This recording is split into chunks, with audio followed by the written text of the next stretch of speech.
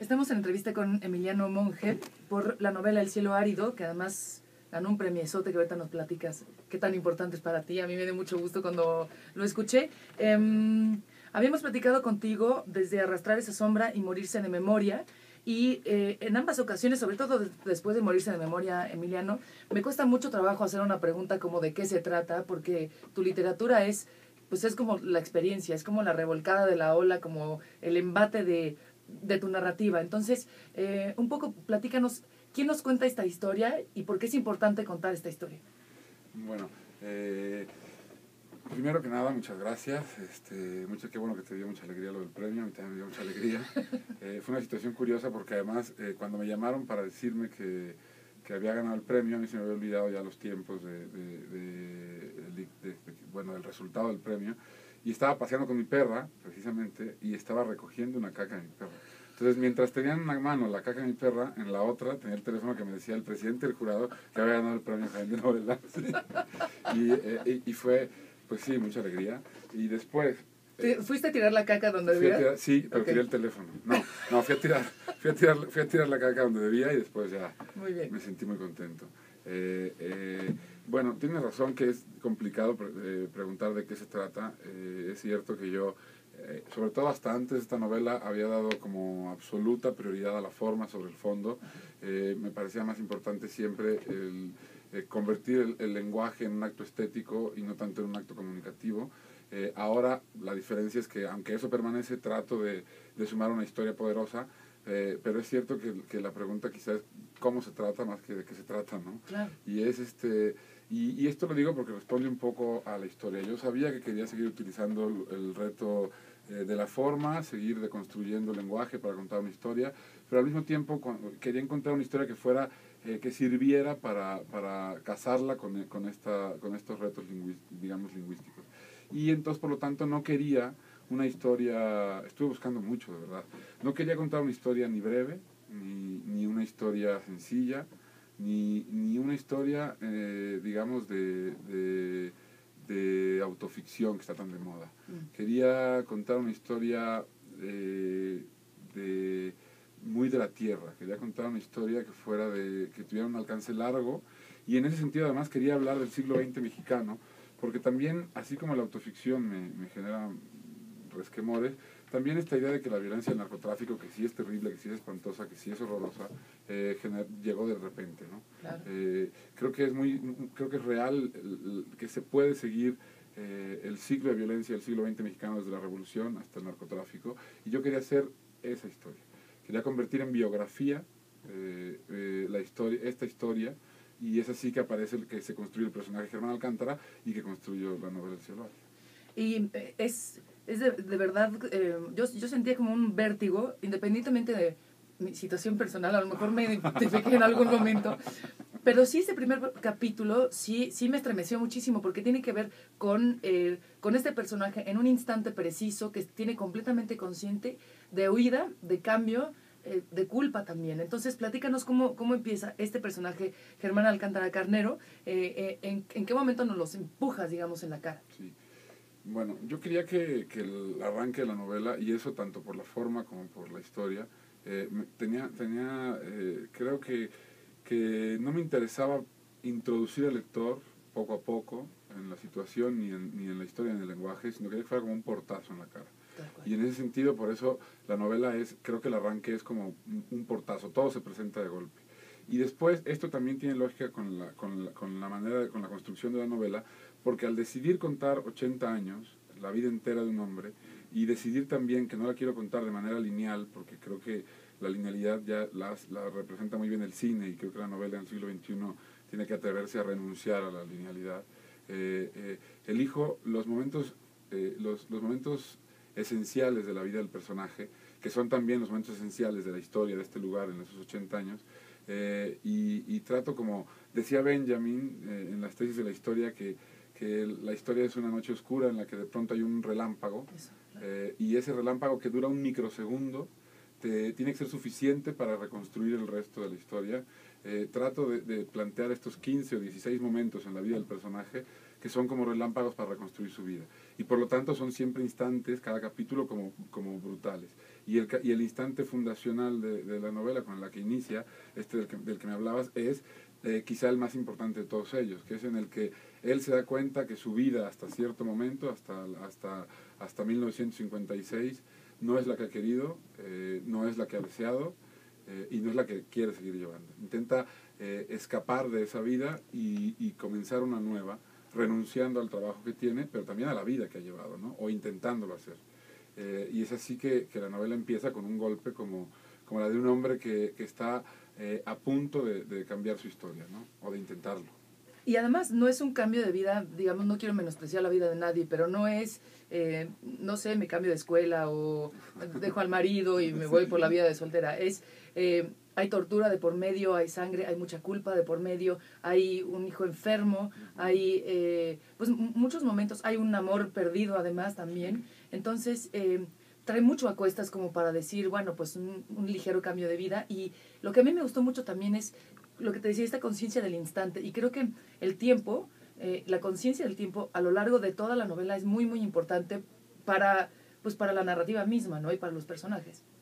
Sí, aparte de los instantes en la vida del personaje, el narrador, que también me parecía importante que hubiera un narrador poderoso, insisto, o sea, un narrador claro, me molesta mucho, bueno, no es que me moleste, me preocupa que mi generación y que generaciones anteriores a la mía estén renunciando a la figura del narrador, porque si el narrador de Ana Karenina fuera el mismo que el de Guerra y Paz y el mismo que el de Iván Ilich, Tolstoy no sería lo que hoy es para la literatura, ni sus libros, ¿no? Si Ismael, el que nos cuenta Moby Dick, fuera el mismo que el narrador de Bartleby, Melville quizá no hubiera pasado a la historia, ni sus libros.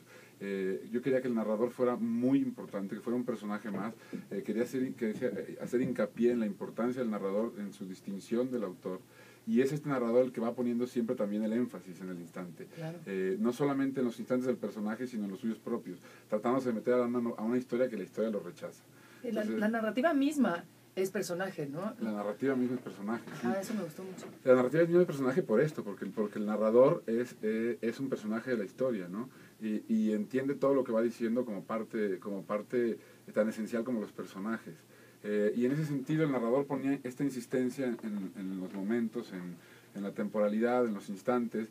Y después lo que me dices de la vida de Germán Alcántara, en efecto, no es una vida común y corriente, porque es la vida de un hombre, pero es también la metáfora de la vida de un lugar. Por eso es como convertirla, ¿no? Y es una vida llena de cosas que ante el lector es lo que tú me estás diciendo claramente, el amor perdido, el hijo enfermo, la hermana, la madre sordomuda, etcétera, etcétera, que son pequeños detalles de la historia suya y de la historia del lugar que habita, pero son también manifestaciones de lo que en el fondo creo, trato por lo menos, que sea el eje de la novela, que es la resolución del conflicto. Me parece muy importante como el narrador intenta en todo momento de quitarle al lector el marco moral con el que vivimos, para que sin este marco moral pueda ver al personaje, porque no es lo mismo el marco moral que tenemos no puede ser aplicado en el mundo rural mexicano, es completamente distinto, y lo trata de despojar, y entonces la novela va siempre sobre el filo del conflicto y sobre cómo se resuelven los conflictos. En ese sentido trata de quitarle a la violencia el carácter de bueno o malo, y trata de plantear que la violencia puede llegar a ser tan natural como la alimentación, digamos, ¿no? Igual que el amor, se convierte en una cosa muy natural, mucho menos cargada de psicologías, es una cosa como muy animal en algún momento, ¿no? Y por ahí la culpa también, como consecuencia. La culpa también, por eso son como sentimientos tan potentes, ¿no? Tan puros, digamos. Me gusta también que empiezas nombrando a estos personajes con nombres poco comunes, con apellidos compuestos, nombres largos, y constantemente los repites, pero pronto se van transformando más en una suerte de no es cómo me llamo, sino cómo soy, ¿no? ¿Cómo vas cambiando tú los nombres? Porque este recurso, además, yo nunca lo había visto, y me pareció también otro de los aciertos de El cielo árido. Es curioso porque, fíjate que, aunque el nombre propio, con los apellidos, es lo que nos distingue de todos los demás. Eso es en la vida real, y en la ficción pareciera que no. En la ficción normalmente se presenta el personaje en algún momento con todos sus apellidos, y después se convierte en un nombre propio que nos tiene que generar como empatía con el personaje.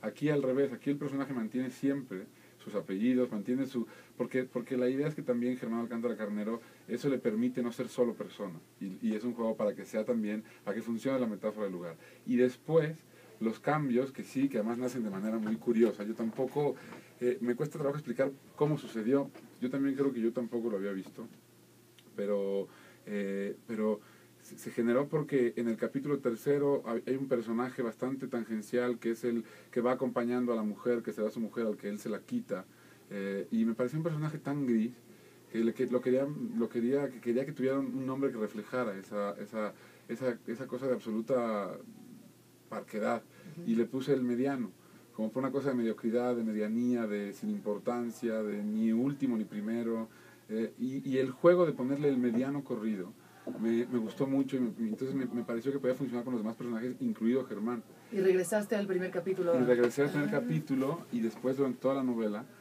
sirvió para incluso situar los instantes. Claro. Los nombres se volvieron también una metáfora de cada uno de estos instantes de los que habla la novela. Claro.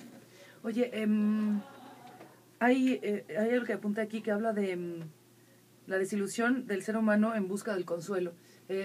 Desilusión del ser humano en buscar el consuelo en otro ser humano. Aquí también me quedó como esta sensación de que no se puede. Sí. O que el personaje principal queda con esa orfandad un poco, ¿no? Esa es como la verdadera, como uno de lo que digamos, la zanahoria del caballo, con Germán Alcántara Carnero un poco es la esperanza, ¿no? Y esta esperanza traducida en encontrar consuelo, primero, los primeros años de la vida, solamente en emanciparse, en alcanzar a ser algo, ¿no? Cuando se da cuenta que no puede ser algo, en consolarse con lo que tiene. Y él busca el consuelo primero en los otros, y después, en un momento importante de la novela, se da cuenta que quizá el consuelo tiene que encontrarlo en sí mismo, pero se arrepiente de arrepentirse, y entonces empieza, y es eso, es como la imposibilidad de consolarnos con nuestra existencia, tanto con nosotros como con uno mismo, ¿no? Claro. Emiliano, ¿este libro se presenta el día de mañana? Se presenta mañana, jueves, a las 7 de la noche, en el Centro Cultural Elena Garro, que quedó precioso, sí, quedó muy bonito, y lo presentan conmigo Julián Herbert y Guillermo Sorno. Perfecto. ¿Estás trabajando ya en algo más?